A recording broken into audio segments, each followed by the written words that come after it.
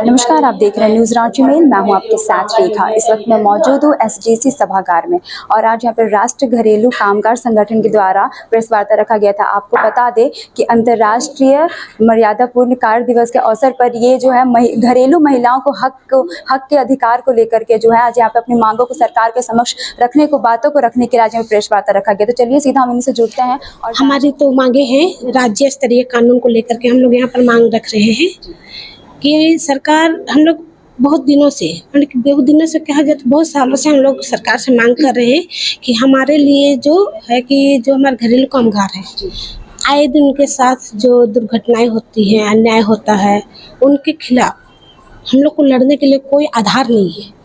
तो हम लोग चाहते हैं सरकार से कि हमारे लिए एक राज्य स्तरीय कानून बने ताकि हम लोग हक से और निडर होकर के हम लोग सरकार जो है जो हमारे से अन्याय कर रहे हैं उनके साथ हम लोग लड़ सके। इसके लिए हम लोग चाहते हैं कि राज्य स्तरीय। अगर बात करें घरेलू महिलाओं की, तो आप लोग लगातार जो महिलाओं के हक के लिए पहले भी आप लोग जो हैं, अगर बोला जाए तो आंदोलन कर रही थी, अपनी मांगों को रख रही थी। तो क्या अभी तक सरकार के द्वारा जो है कुछ उसमें कुछ आप लोगों की मांगों पे सुनवाई नहीं हुई है? नहीं, अगर हो जाती तो हम लोग को ये प्रेस वार्ता रखने का कोई मतलब ही नहीं था। नहीं, जब सरकार नहीं सुन रही है हमारी बातों को, हम लोग कब से ILO कन्वेंशन को लेकर के भी कितने समय से आप लोग आंदोलन? 2008 से ही हम लोग कुछ मांगों को लेकर के धरना प्रदर्शन करते आए हैं, लेकिन 2011 के बाद में हम लोग ILO कन्वेंशन को भी मांग कर रहे हैं, जो कि जनेवा में जा कर के भारत सरकार ने हस्ताक्षर किया था, उसको यहाँ पर लागू करे, लेकिन सरकार आज तक उसको भी लागू नहीं किया है। तब देखा हमारे घरेलू कामगारों को समस्याएं जब बढ़ती ही जा रही है, घट तो नहीं रही है, समस्याएं बढ़ ही रही हैं।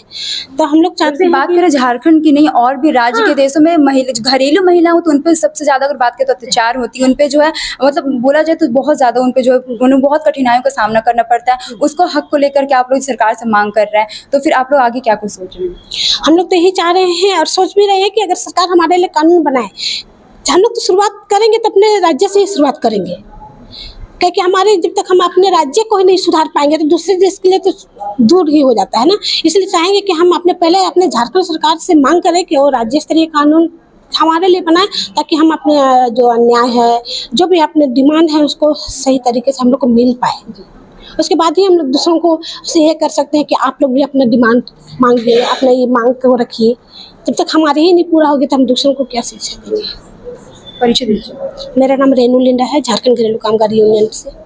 घरेलू महिलाओं के हक को लेकर के आप लोग जो सरकार से मांग कर रही हैं, उसको लेकर आज प्रेस वार्ता रखा गया, क्या कुछ मांग को लेकर? देखिए, हमारे घरेलू कामगार महिला का मांग तो सालों से चल रही है, लेकिन हमारे घरेलू कामगार महिला ज़्यादातर से हमारी सरकार से यही उम्मीद है कि हमें घरेलू कामगार का ये अलग से स्तरीय कानून बने। हम लोग कानून को लेके मतलब बहुत दिन से हम लोग परेशान है कि हम लोग के लिए अलग से कानून बने, ताकि हम लोग को उचित वेतन मिले, साप्ताहिक छुट्टी मिले, और जो साल में चाहे वो कोई सरकारी हो चाहे तो कोई प्राइवेट जॉब हो, उस सबको बोनस मिलती है, मगर हम लोग को वो सब लाभ नहीं है।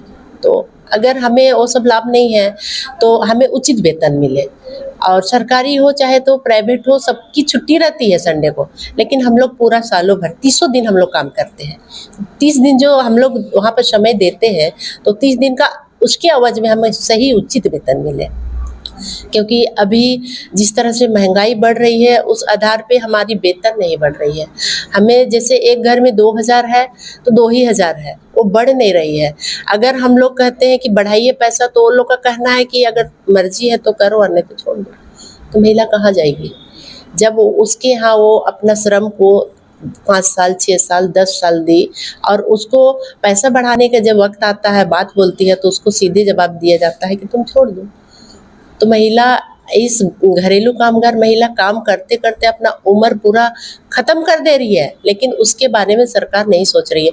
जितना महिला श्रम दे रही है, एक बड़े बड़े ऊंचे ऊंचे बिल्डिंग पे जाके घर को जितना महिला सजा रही है, वहाँ का अगर महिला एक दिन नहीं जाती है ना, तो वहाँ का जो बर्तन है पड़ा रह जाएगा, साहब का ऑफिस लेट हो जाएगा, बच्चा को वो स्कूल नहीं भेज पाएगी। तो ये चीज़ को अगर वो नहीं समझ रही है, तो वो चीज़ को सरकार को समझना चाहिए कि एक महिला जो घरेलू कामगार महिला है, ये भी एक काम है, इसे भी हमें देना चाहिए जो ये लोग का मांग है।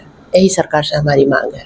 घरेलू महिला को जो देखा जाए तो महिलाओं को जो उत्पीड़न का भी सामना करना पड़ता है, करना इस विषय पड़ता पे आपका क्या कुछ राय है?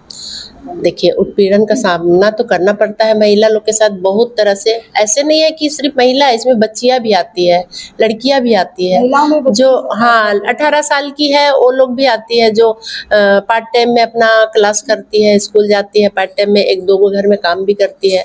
तो बच्चियां अगर काम के दौरान वहाँ पे उसके साथ में छेड़खानी भी होती है या किसी तरह का बर्ताव होता है, तो बच्ची है सो वो गुमसुम रहती है, नहीं बता पाती है।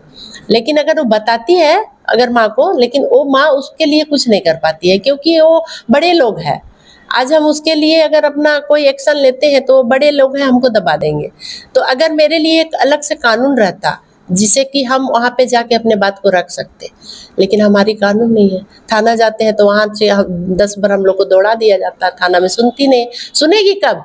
जब 20 महिला वहाँ धरना रखेंगे तब थाना में। ऐसे अकेले जाइएगा तो कोई सुनवाई नहीं है। इससे पहले भी जो है आप लोग आंदोलन किए हुए हैं अपने हक के लिए, तो हम लोग क्या कुछ सुना है? हम लोग देखिए, सुनवाई यहाँ कुछ नहीं होती है।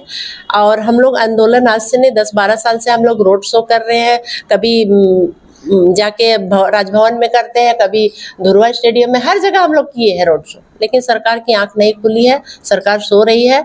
अब सरकार को जागना होगा और हमारे लिए कुछ सोचना होगा। आज की प्रेस वार्ता के बाद फिर आगे क्या आप लोगों की रणनीति क्या होने वाली है? हमारी आगे की फिर आज की प्रेस वार्ता के बाद में हम रुकेंगे नहीं जब तक हमारी बातों को सरकार सुनेगी नहीं।